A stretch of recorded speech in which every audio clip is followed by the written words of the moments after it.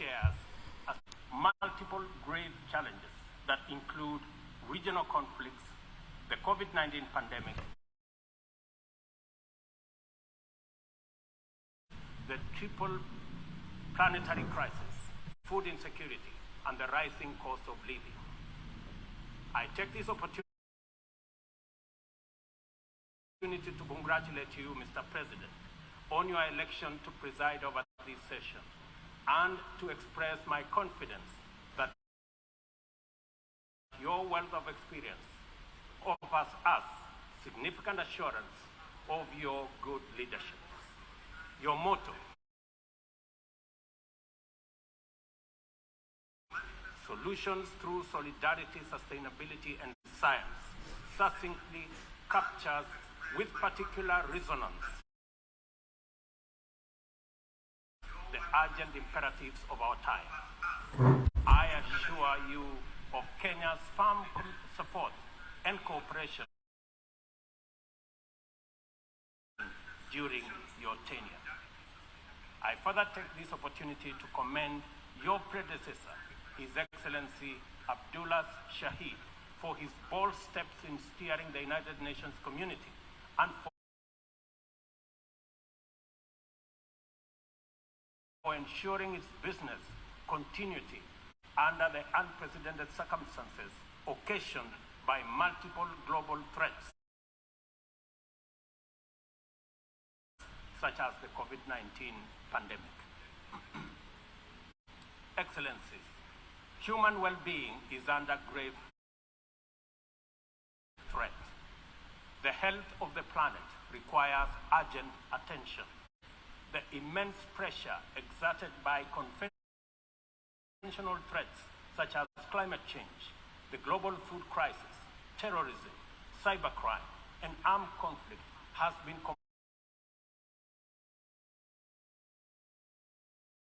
compounded by unprecedented, devastating disruptions due to COVID-19. I express my approval of the theme for this session, a watershed moment, of opportunity we now have to escalate our engagement from firm consensus to decisive action.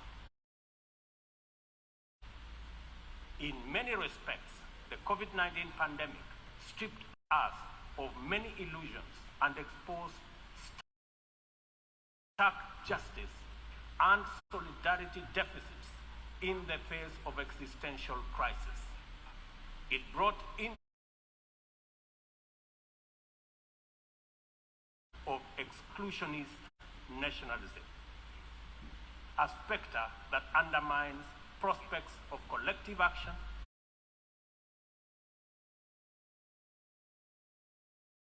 and significantly impairs the resolve of the international community to correct that many nations, especially from the matters, as we do our best to get our people, enterprises, and industries back on their feet so that the engine of development can power our societies towards prosperity that actually leaves no one behind. Building back better is the universal rallying call to incorporate lessons learned into doing more in a better way to recover from the shock. I suggest that we have a golden opportunity to faithfully adhere to this motto by augmenting it in word and in deed with an additional B, building back better from the bottom. Building back better from the bottom upwards is essentially about including the marginalized to working majority in the economic mainstream. The bottom millions relentlessly wage their daily battle for survival in a crowded arena characterized by scarcity of opportunity and generally precarious existence. The ingenuity, optimism, resilience, and energy in this ever-bustling bottom is sometimes called hustling.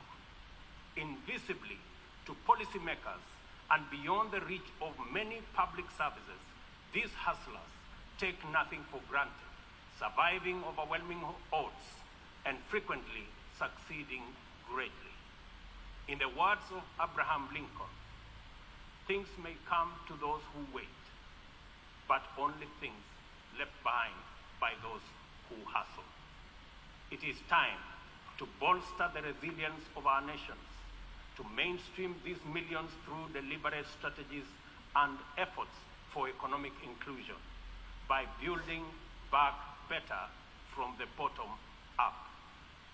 The interlocking challenges of conflicts, triple planetary crisis, and the global food crisis have impeded our momentum and obstructed our focus on achieving fundamental transformations towards sustainable development. In the Horn of Africa region, severe drought and disruption of supply chains due to the COVID-19 pandemic, as well as the Russia-Ukraine conflict, have left us food insecure, and consequently, we have been constrained to repurpose our strategies to prioritize drought and famine relief, insulating education and disruption, and improving social protection and healthcare systems to secure the well-being of our people. Many countries now bear witness to the unsettling phenomena of rivers, canals, and water reservoirs that are drying up on account of droughts and heat waves occasioned by climate change. Kenya is no exception. The northern arid and semi-arid rangelands of our country have been gravely impacted by drought, whose severity has not been seen or experienced in 40 years. 3.1 million residents of these assals are now severely food insecure on account of scarce rainfall over 3 consecutive seasons, leading to poor crop and pasture. This unprecedented confluence of intensely adverse events has exacerbated water scarcity and starvation, worsened by rising food prices, thus complicating Kenya's roadmap towards delivering good quality of life to our citizens and hindering the progress to achieving SDG number 6 and SDG number 2. Severe drought has affected not only the Horn of Africa and the Sahel regions, but continues to devastate many others, including Asia, Europe, and the Americas. If for no other reason, the fact that we all are in this together must strengthen the case for concerted efforts across continents. With this in mind, I call on member states and all relevant stakeholders to demonstrate strong political will and showcase effective cooperation by supporting the most affected countries financially, as well as through sharing land restoration and climate change adaptation technologies.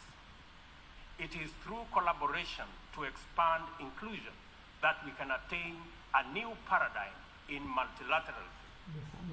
The latest report of the Intergovernmental Panel on Climate Change reminds us that we cannot afford to waste another moment debating the merits of doing something vis-a-vis doing nothing. It will soon be too late to reverse the course of events, and then even the best possible interventions will not suffice. As leaders, every day is an opportunity to expedite our efforts to confront the triple planetary crisis. It will be recalled that during the Stockholm Plus 50 meeting, which Kenya had the honor of co-hosting with Sweden, there was consensus from states on the need to act urgently in addressing environmental impacts. Given this agreement, it is deeply concerning that little progress has been made in respect of the needful actions. It is time to collectively contemplate urgent measures needed to implement high-priority actions required to contain ongoing disruptions as we deliberate on long-term implementation approaches to be undertaken. I fully agree with the Secretary General's memorable statement that, and I quote, "We have a rendezvous with a climate disaster," end of quote. I add that we must not be taken by surprise. If indeed forewarned is forearmed, this is our opportunity to mobilize with tremendous urgency and take action at once. Excellencies, the agricultural sector has an important part to play in reducing the severity of climate change. A number of practices have a bearing, positive or negative, on various dimensions of the environment. Investing in modern agricultural technology is therefore one important avenue towards tackling prevailing environmental changes. Kenya is responding through substantial investment in climate-resilient agriculture. At the core of our 10-year strategy for agricultural sector growth and transformation are 9 flagships. They include the registration of farmers to direct incentives, improving farmer practice through customized extension services, monitoring of emergency food reserve stocks using digital food balance sheet, and the use of early warning systems to monitor food supplies and market prices. Agriculture remains the bedrock of the development of many nations and will thus, and I quote,